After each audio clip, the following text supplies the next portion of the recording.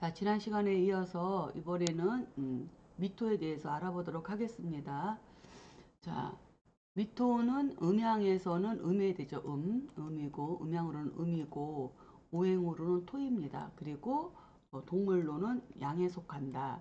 절기는 소서와 대서가 있다. 그리고 시간으로는 오후 1시 반부터 그 다음에 3시 반까지 미시에 속한다. 이렇게 살펴볼 수 있겠습니다. 그리고 이 미는 만미자에서 나왔으니 만물이 맛이 들기 시작하는 시기이다. 또 미월 대서가 되면 이음사양으로 양이 쇠하기 시작하여 어두울 매자에서 나왔다고도 한다. 미월은 목의 성장을 막는 것으로 한계를 나타내기도 하고요. 그 다음에 만물의 성장이 멈추는 시기이기도 해요. 그래서 목화에서 금수로 전환시키는 작용을 하고 또 의식주를 대표하기도 한다. 이렇게 설명을 할 수 있겠습니다. 그래서 미자는 어쨌든 그래서 미자가 있으면 뭐 음식을 잘한다 이런 얘기도 있고요. 또 뭐 미토가 또 뭐 인성이다. 미중의 기토가 뭐 인성으로 쓴다. 지지에 미토가 있어서 인성으로 쓴다. 뭐 이러면은 뭐 음, 어떤 분들은 그것이 빌딩을 나타낸다. 그것이 문서이기 때문에 높은 곳에 있기 때문에 높은 곳은 뭐 때문에 있는 거예요? 사오미 예, 이렇게 했을 때 여기가 사오미잖아요. 이렇게 사오미, 사오미. 그래서 높은 땅이니까 문서라면 이거는 빌딩을 갖고 있는 사람이다. 뭐 이렇게 또 보는 분들도 계세요. 어쨌든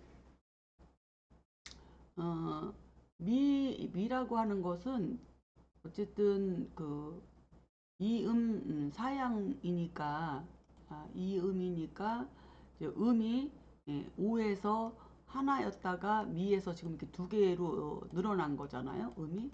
그러니까 어, 목이라고 하는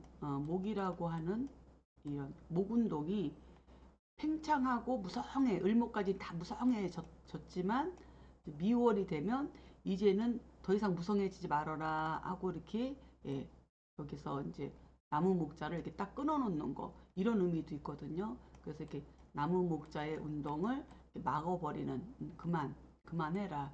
그래서 이 음이 땅속에서는 이 음이 두 개의 음이 움직이는 시기인 거죠.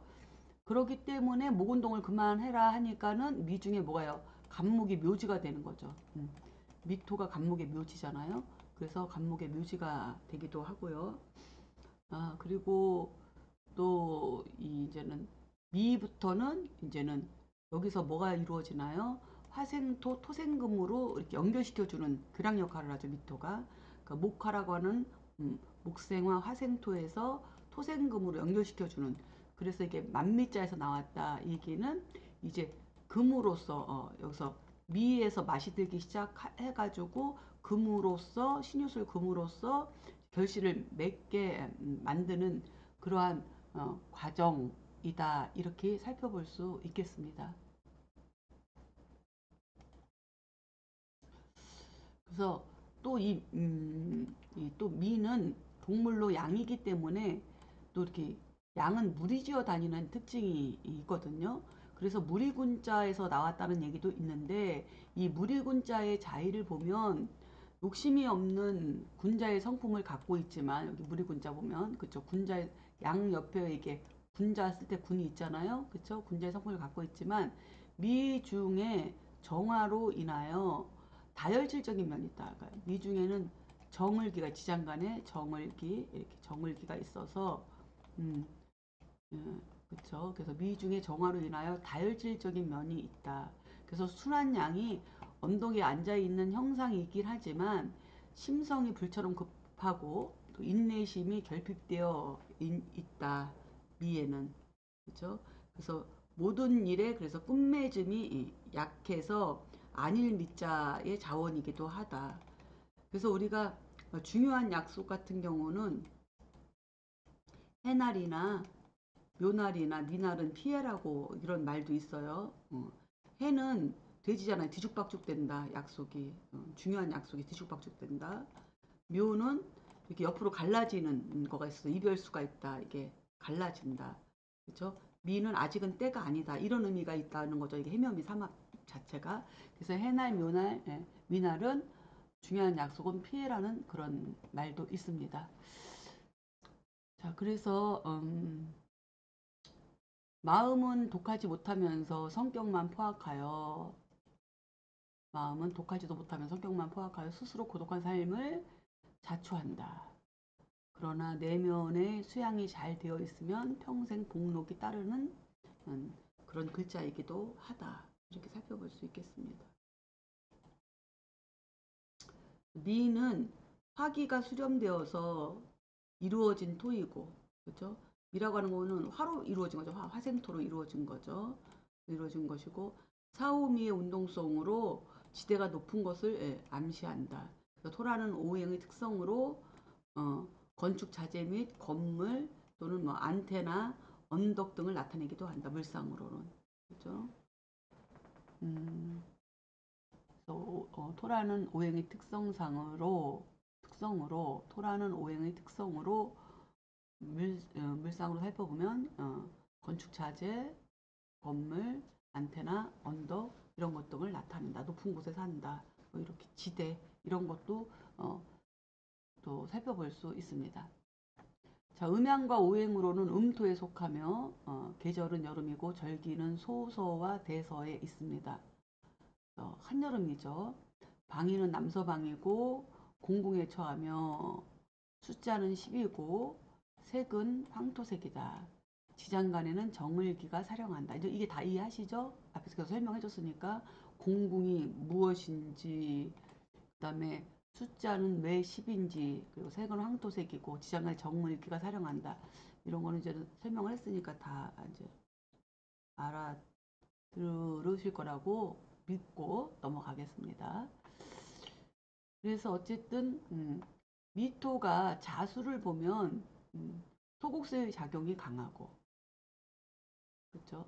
미토는 화토로 만들어져 있기 때문에, 그렇죠? 토가 토 중에 지지의 토 중에서 가장 강한 토가 바로 미토죠. 화생토로 만들어져 있는 토기 때문에. 그러니까는 자수를 보면 토국수의 작용이 강하죠. 자수는 그냥 힘을 못 씁니다. 그냥 말라버려요. 해수를 보면 해묘미로 목으로 변화하는 작용이 일어나고 오화를 보면 오미로 합하여 토의 기운이 더욱 강해지고 금수의 조절이 없으면 조토로서 생금의 능력을 상실한다. 그렇죠?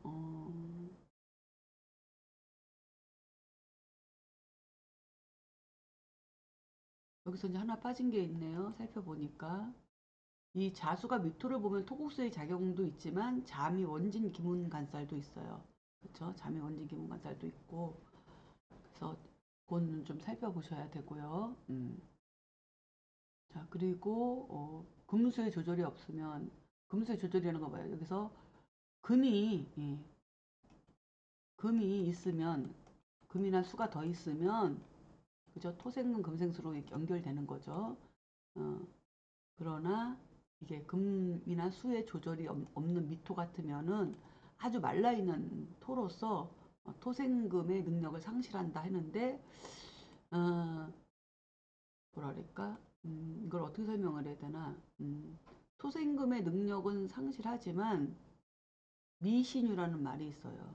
그러니까 뭐냐면 미토는 결국은 어, 봄을 입고시키고 가을을 열어주는 작용을 하기 때문에 기적인 작용으로는 토생금을 한다는 거죠. 기적인 작용으로는.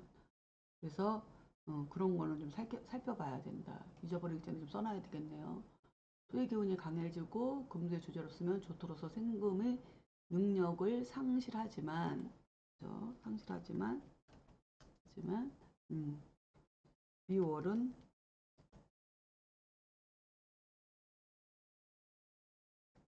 미월은 상실하지만 미월은 신유,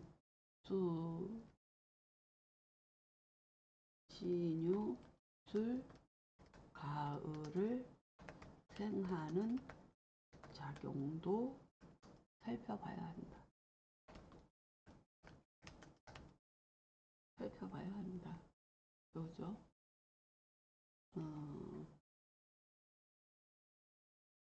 그래서 더 강해지고 금수의 조절이 없으면 조토로 생금의 능력을 상실하지만 미월은 신유술 가을을 가을을 상생하는 작용도 상생하니 그렇죠. 신유술 가을을 미월은 신유술 가을을 상생하니 이러한 작용도 살펴봐야 한다. 자, 미토는 간목의 묘지로 지지의 임목과는 원진살 작용이 일어난다. 그리고 사오미 방국을 이루고 해묘미 삼합이 성립된다. 미토는 원진살, 기문관살, 잠이 기문관살일 거예요. 아마 미토는 간목의 묘지로서 지지의 임목과는 원진살 작용이 일어나고 미토와는 잠이 기문 관살이 성립된다.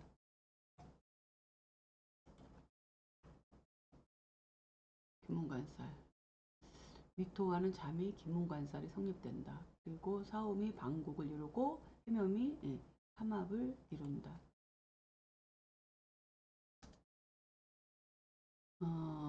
또는 묘지로 지지임목과는 원지사 작용이 일어나고 미토와는 잠이 기문관살이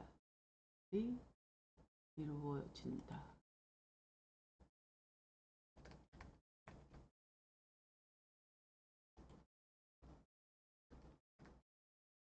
기문관살이 이루어진다. 사오미 방국을 이루고 해묘미 삼합이 성립된다. 여기까지 하나 빠진 거를 좀 추가로 넣습니다. 자, 다음은 신금에 대해서 알아보도록 하겠습니다. 자, 신금은 양이죠. 음양에서 양이고 오행으로는 금에 속하고 그 다음에 동물로는 원숭이가 되고요. 절기로는 입추와 처서가 있습니다. 시간으로는 3시 반부터 5시 반까지가 이에 속합니다.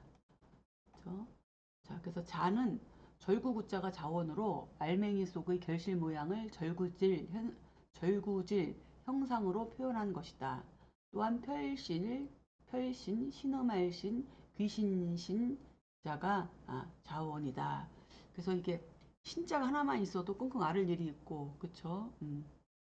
또 뭐 귀신같이 역학자들은 또 귀신같이 잘 맞히는 이기도 한데요. 그래서 귀신신자 뭐 이런 게 있다는데 글쎄요, 모르겠습니다. 한번 이제 스스로들 한번 점검을 한번 해보세요. 자, 신월 처서가 되면 삼음 삼양으로 금은 건조해지고 뭉쳐져서 안으로 작아지는 음운동으로 뭐냐면 낙과 식에 해당하니 버릴 것과 취할 것을 구분하는 능력이 있다. 또한 신은 만물이 이미 그 체성이 완성되었음을 말하는 것이다. 그래서 이제는 대추나무에 대추도 열리고 눈에 보이죠. 자, 원숭이는 다른 동물에 비해서 모성애가 깊어 새끼를 몹시 아끼고 속정이 깊다. 그리고 지능이 높고 재주가 뛰어나 타인을 부리는 수완이 있지만 가끔 자기께 자기가 넘어가 오히려 남에게 이용당하기도 한다. 음양과 오행으로는 양금에 속하고 계절은 초가을이며 절기는 입추와 처서가 있고 방위는 선한방이며 공궁에 처하고 숫자는 9이며 자, 색은 흰색에 속한다. 지장가는 무임경이 사령한다. 신중의 무임경. 지장은 다 외우셨죠?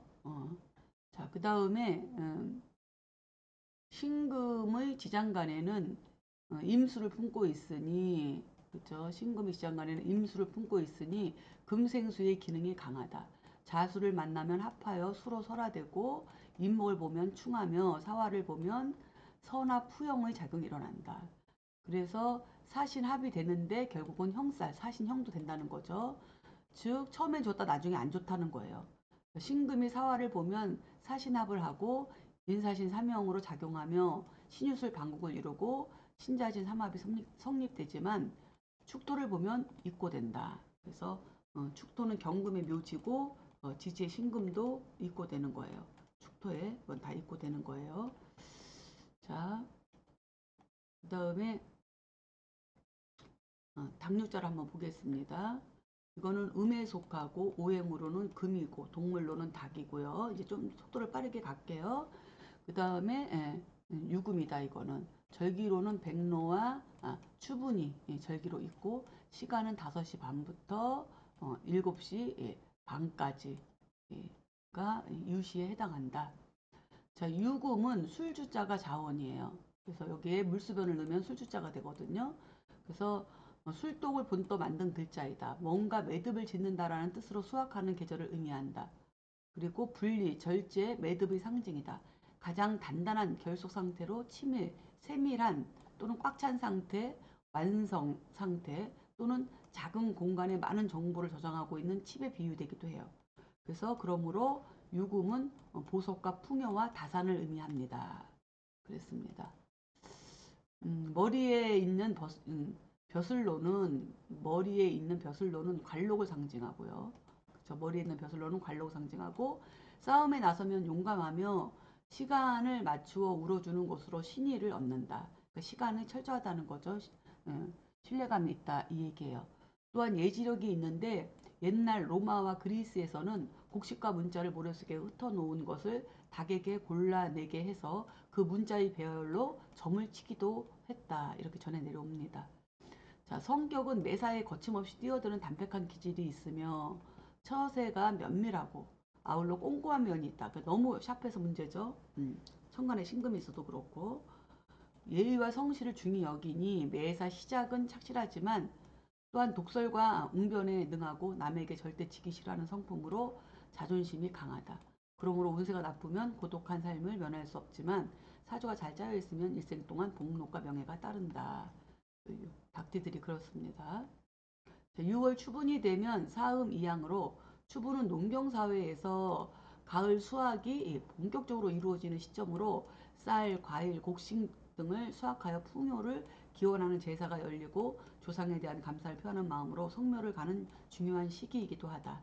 그렇죠? 그래서 음양과 오행으로는 음금에 속하고 계절은 가을이고 절기는 백로와 추분이 해당되고 방위는 정서방이고 태궁에 처하며 숫자는 4이고 색은 흰색이고 지장간에는 경신이 사령한다. 경신신 이렇게 있는 거죠.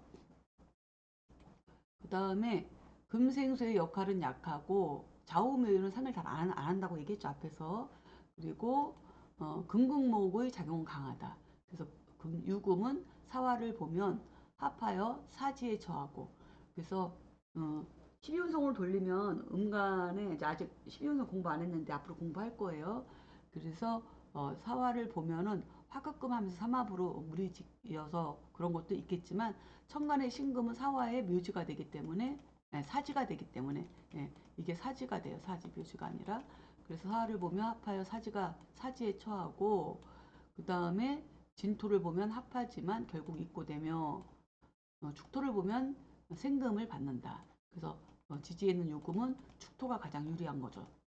토생금이 이렇게 묘목을 만나면 충하고 신유술 반국을 이루며 사유축으로 삼합이 성립된다. 자, 여기까지가 유금입니다. 자,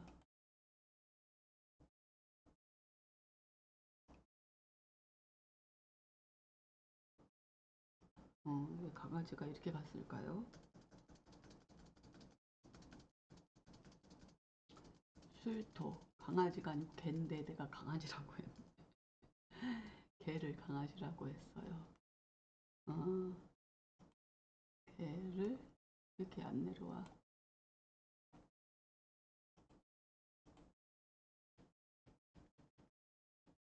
어.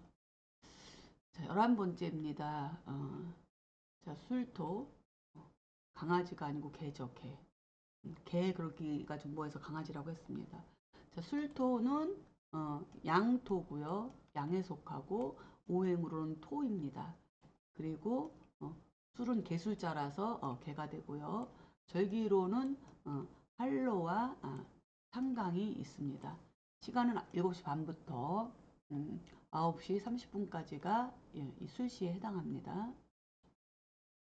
자, 술토는 재성 또 무성할 무자가 자원이 되는데 어떻게 술토가 무성한 물자가 자원이 될까? 재성 무성할 물자가 자원이 되는데 이 무성할 물자는 왜냐하면 양기운이 간목부터 시작해서 갑을 병정 무가 가장 높은 거예요. 무.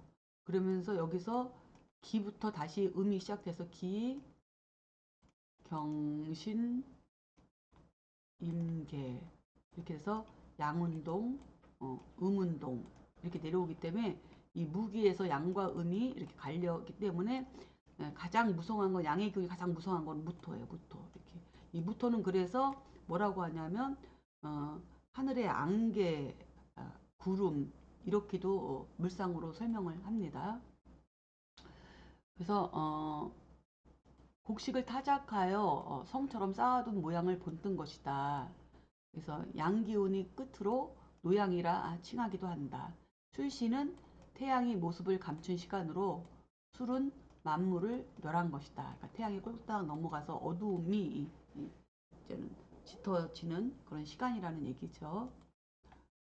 자, 그래서 술월 상강이 되면 오음일량으로 이때부터 기온이 급격히 떨어지면서 첫 서리가 내리기 시작합니다. 그래서 술토는 정화를 간직한 건조한 토로 화의 문화적 활동의 바탕이 되기도 해요. 그래서 보통 술토를 도서관, 학교, 극장 등을 상징하기도 합니다. 그래서 화기를 보호하는 보온병이나 화로 같은 형상을 의미한다. 이렇게 살펴볼 수 있겠습니다. 자, 그래서 술은 영리한 개가 문을 지키는 형상으로 책임감이 강하며 보온 정신과 충성심이 대단하다. 그렇죠? 그래서 겉으로는 소심한 듯 보이지만 내심으로는 남을 은근히 얕보는 기질도 있다. 야심이 만만치 않으며 자존심도 대단히 강한 것이 바로 이 개띠들이고 술토다. 단점은 이성의 교제가 빈번하여 사회적으로 성공하더라도 가정은 쓸쓸한 경우가 많다. 이렇게 살펴볼 수 있겠습니다. 자, 음양과 오행으로는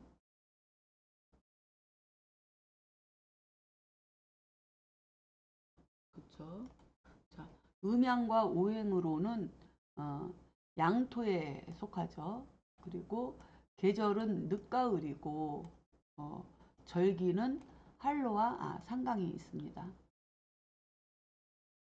그리고 방위는 서북방이고 그 다음에 건궁에 처하여 숫자는 5이고 색은 황토색이고 지장간에는 신정무가 사령한다. 이렇게 살펴볼 수 있습니다.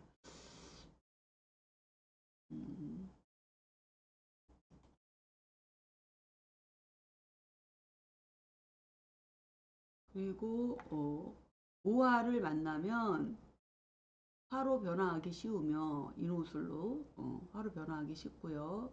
그 다음에 술을 만나면 토국수의 작용보다는 수레자의 작용으로 수의 기운을 열어주는 작용을 한다. 앞에서 잠깐 그 얘기를 했지만 미토도 아까 이 얘기였던 거예요. 미신유 그렇죠? 미토도 이게 조토라서 토생금은 약하지만 기적으로는 계절을 열어주는 작용을 하기 때문에 미신유 작용하고 이 술토 역시도 술을 보면 토국수의 작용보다도 수레자의 작용도 같이 살펴봐야 된다는 거죠. 그러니까 술토가 수문을 열어준다고 생각하면 돼요. 수문을. 그래서 술을 만나면 토국수의 작용보다 수레자의 작용으로 수의 기운을 열어준다. 그래서 이렇게 술토 하나만 있으면 어, 이 해자수는 굉장히 그 강한 작용을 하게 되죠. 그래서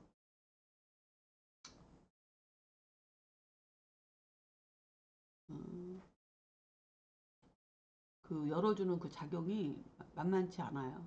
이런 게 몇 개 있거든요. 뭐냐면 축인묘, 그렇죠? 들어보셨나 모르겠어요. 축인묘라는 게 있어요. 축인묘. 그 다음에 아까 얘기했던 미신유. 그 다음에 또 봄이 진토, 그죠? 진사오. 그 다음에 이거 수레자.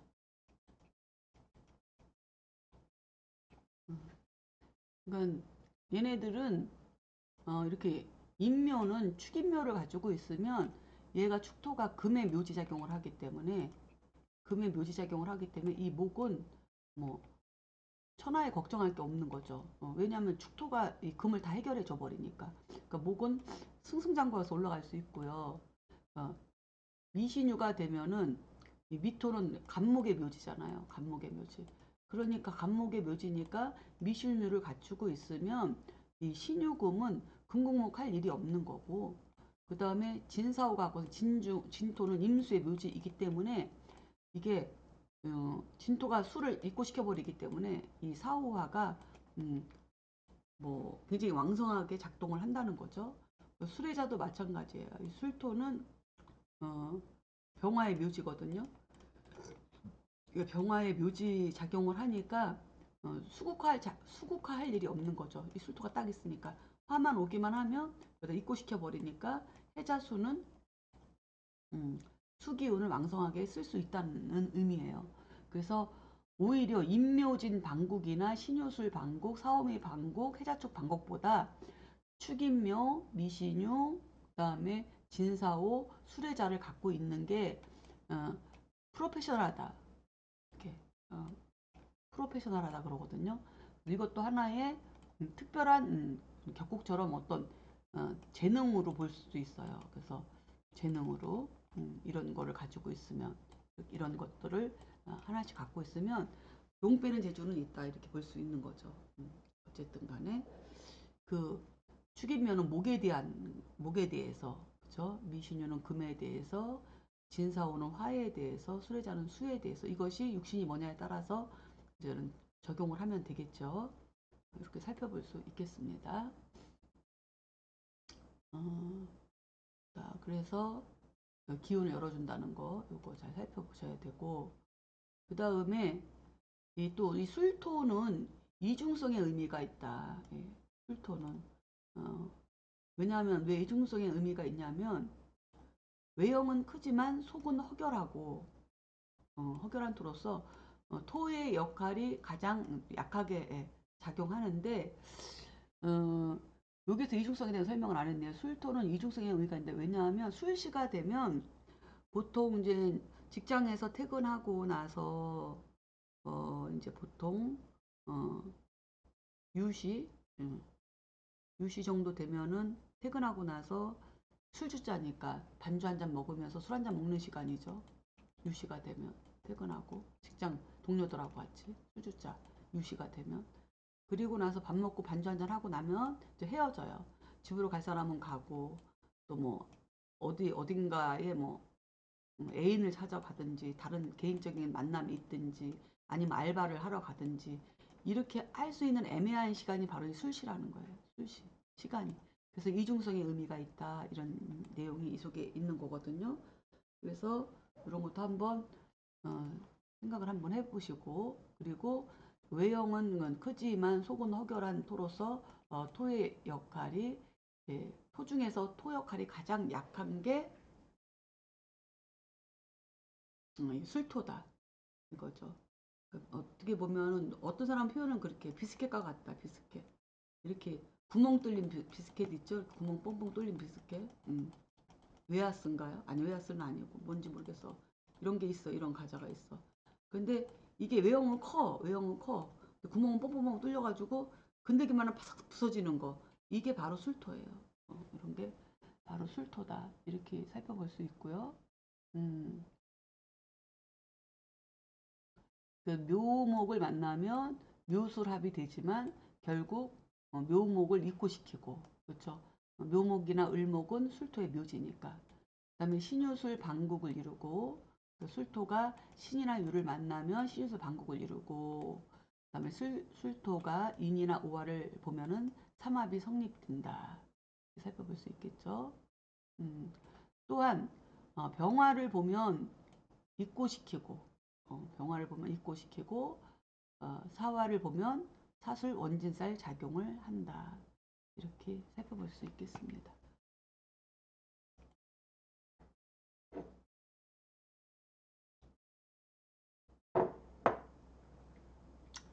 자, 이제 마지막으로 돼지에 대해서 알아볼 시간이네요. 돼지.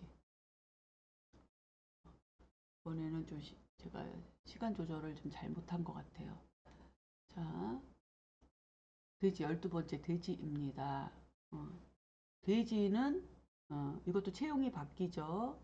그래서 원래는 음인데 체는 용인데 예, 양으로 체형이 바뀐다. 양으로 쓰인다. 그래서 양수가 된다. 오행은 수가 되고 해수는 양수다. 그리고 동물로는 돼지에 해당한다. 이렇게 살펴볼 수 있겠습니다. 절기로는 입동과 소설이 있고요. 시간으로는 21시 반부터 23시 30분까지 그러니까 9시 반부터 11시 30분까지가 되겠네요. 그쵸? 자, 이 해수는 돼지 시자가 자원인데 이 시핵의 의미도 있다. 그래서 어, 돼지 시자가 자원이지만 시핵의 의미도 있는데 이것은 어, 핵으로 모아서 자에게 넘겨준다는 뜻이다. 그러니까 이렇게 우리가 해 다음에 자가 그 다음에 축 이렇게 넘어가니까 그래서 시핵으로 넘겨서 이렇게 음으로 넘어가야 되니까 이렇게 시핵자의 의미도 있다는 거죠. 핵자의 자원은 수확한 것을 자루에 넣어서 보관하는 모양에서 나왔다. 또 집가자에서 본뒀다는 말도 있다. 집가자. 음, 이 가자를 살펴보면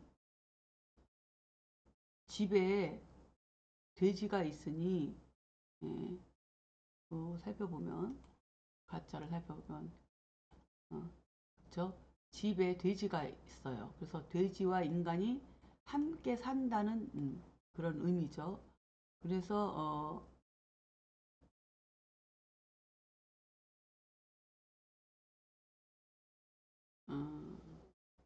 옛날에 이 중국에는 지금도 그렇겠지만 지금은 안 그렇겠어요.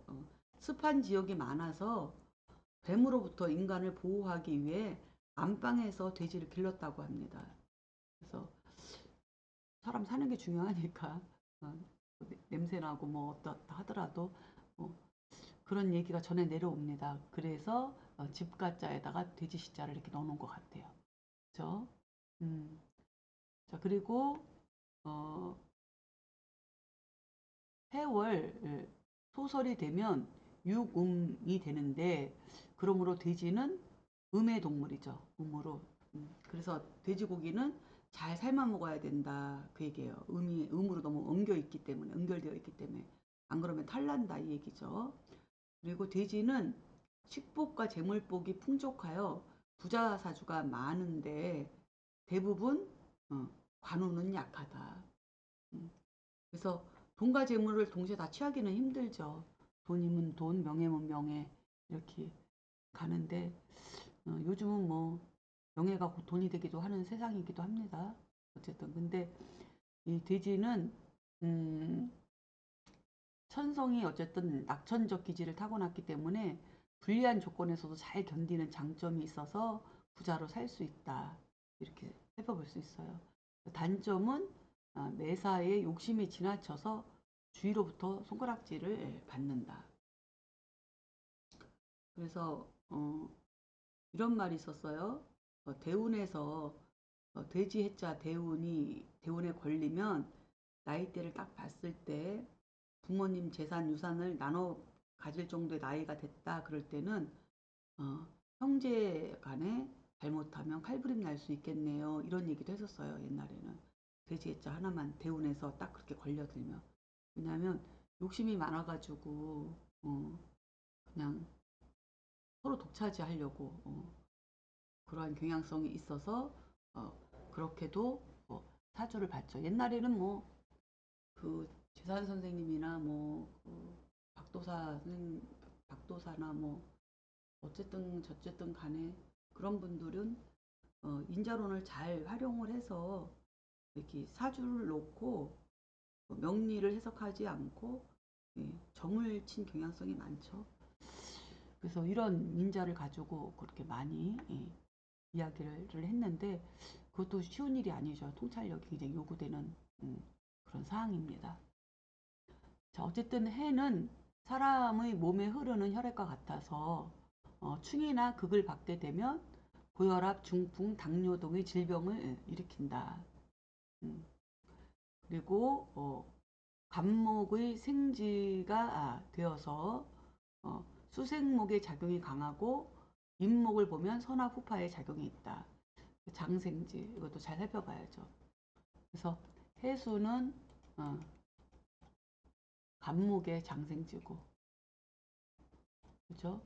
그 다음에 임목은 병화의 장생지고, 그 다음에 신금은 임수의 장생지고, 그 다음에 사화를 뺐네요. 사화는 경금의 장생지예요. 이게 12운성에서 나오는 얘기인데 이 장생지라고 하는 것은 얘네들 속성이 인신사의 얘네들 속성은 마음이 현재 있지 않고 과거에 또 있지 않고 항상 미래를 향해서 있기 때문에 해수는 마음이 봄에 가 있고 임목은 여름에 가 있고 신금은 겨울에 가 있고 사화는 가을에 가 있거든요. 그래서 이렇게 인신사의 얘네들은 이 중기에 있는 이러한 장생지를 굉장히 지원하는 강하게 지원하는 특징이 있어서 육신으로는 그 장생지에 글자가 없더라도 그 인신사에만 있어도 그 중기의 기운이 있는 것처럼 쓰인다. 하지만 오행으로 쓰이려면 삼합으로 연결돼야 되죠. 그렇죠? 예를 들어서 임중에 병화를 쓰는데 이거는 인월에 태어나면 항상 병화를 선호해서 이렇게 밝음을 지향하면서 가려고 하는 그런 것도 있고 성급함도 있고 그렇긴 해요. 근데 이걸 오행으로 확실하게 쓰려면 삼합이 되어야 되죠. 그래서 모든 지장 간의 중기는 삼합이 이루어져야지 쓸 수 있어요. 인호술 이렇게. 술토 하나만 오든 오화 하나만 있든 어쨌든 이 인호술이라고 하는 이렇게 삼합이 연결되어야만이 인중에 병화가 오행으로 작동할 수 있다. 그래서 모든 지지의 중기가 쓰이려면 삼합이 연결될 때 쓸 수 있다. 앞에서 배웠던 거지만 복습 한번 해보는 거예요. 그렇게 인식하시면 되고요. 자, 그 다음에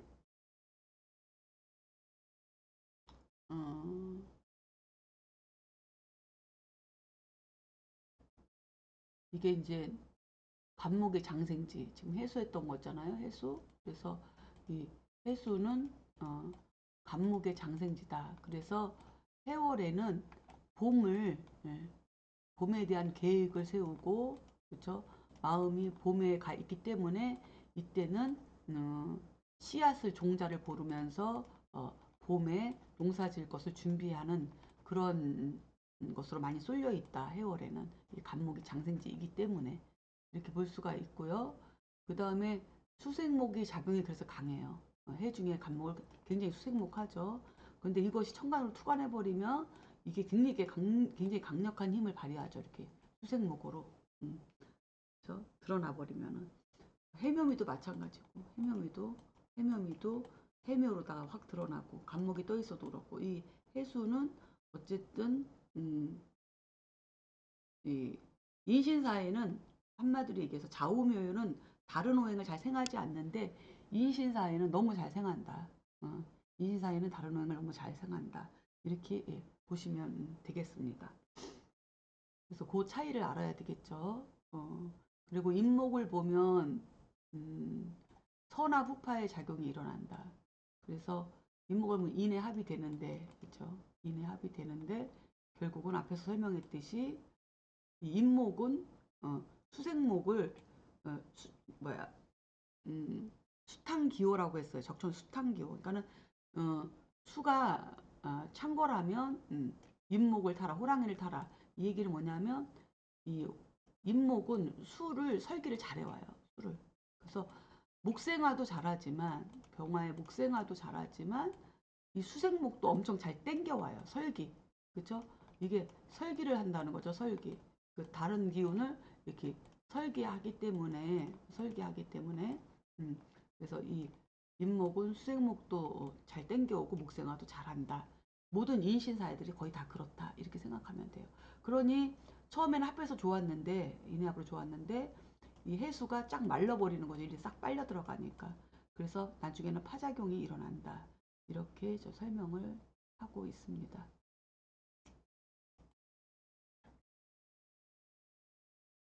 그 다음에 음양과 오행에서 채는 음이고 용은 양이라고 했습니다. 그리고 양수, 그래서 양수가 되는 거죠. 그래서 계절은 겨울이고 절기는 입동과 소설이 있고 방위로는 북서방. 그렇죠? 지지 여기 있는 거죠. 밑에 있는 거죠. 해자축. 이렇게 해자축. 그래서 어, 서쪽에서 여기가 서쪽이니까 술토가 있고 그래서 서북방이라고 해도 되고 북서방이라고 해도 서북방, 북서방 상관없어요. 북서방.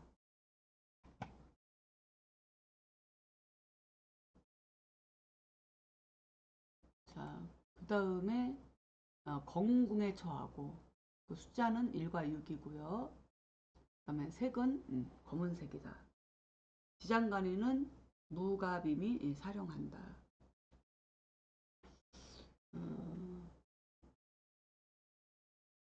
그래서 사화를 만나면 사해충이 되고 목의 도움을 받으면 수화기제가 된다. 이 소리는 뭐예요? 사해충이 되는데 여기서 목이 있으면 이게 통관작용이 되는 거죠. 목이 있으면 수생목, 목생화가 되어서 오히려 수화가 서로 이루었다. 기제가 된다. 그 얘기죠. 수화기제.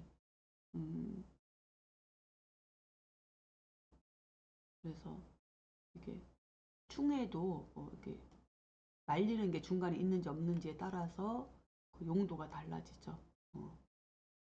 그래서 수화기제가 되고요. 그 다음에 금을 보면 설기하여 예리하게 되고 금을 보면 설기해서 예리하게 된다. 토를 보면 막혀서 흐르지 못하고 금을 보면 해수, 임수가 해수나 임수가 금생수로 설기를 해오죠. 얘네들은 양은 상생 상극을 잘해요. 상생도 잘하고 상극도 잘하고 그다음에 상대의 기운을 잘 설계해 오고 그러니까 금이 있으면 경금이든 그렇죠? 신금이든 이렇게 금생수로 설계가 되는데 이 금이 어디서 나왔냐면 화에서 나온 거예요. 화에서 그렇죠? 화에서 화급금에서 나온 거이기 때문에 꼭 수를 만나야 돼. 그러면은 그래야만이 완성이 되는 거 완성이. 그래야 유통이 되고 내 금의 가치가 인정을 받아서 유통이 되는 거죠. 그래서 화급금만 해서는 안 되고 화급금에다가 금생수까지 돼야 되는 거죠. 그래서 그런 것도 한번 이렇게 살펴봐야 되고 그래서 설기하여 예리하게 된다고 이야기를 한 거죠. 금을 보면은. 그러니까 여기서 좀 오해가 있을 수 있죠. 수화기제가 된다. 금을 보면 설기하여 예리하게 하고, 어, 금을 예리하게 하고, 금을, 그죠?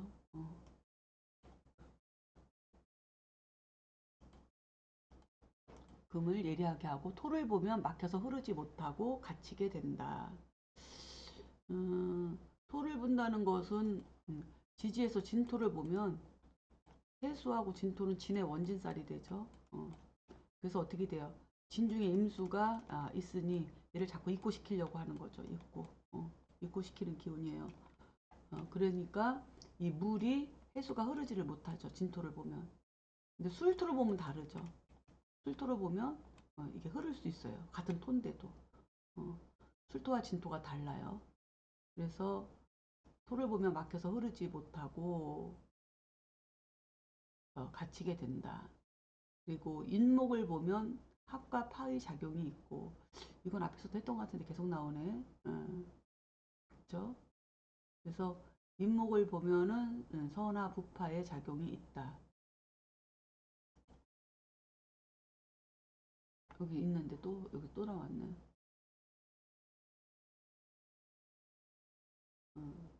수생목이 작용이 강하고 목을 보면 서나 부파의 작용이 있다.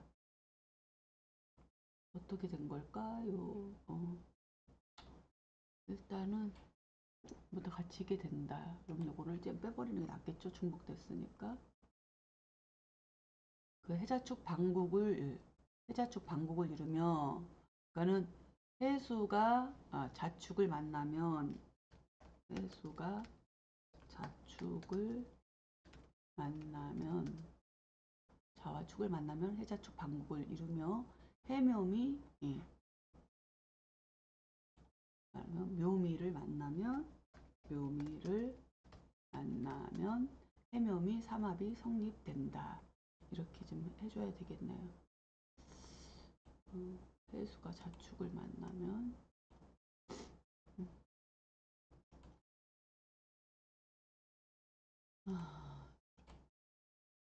자와 축을 만나면 해약 방곡을 이루며 묘미를 만나면 그 다음에 해묘미 삼합이 된다.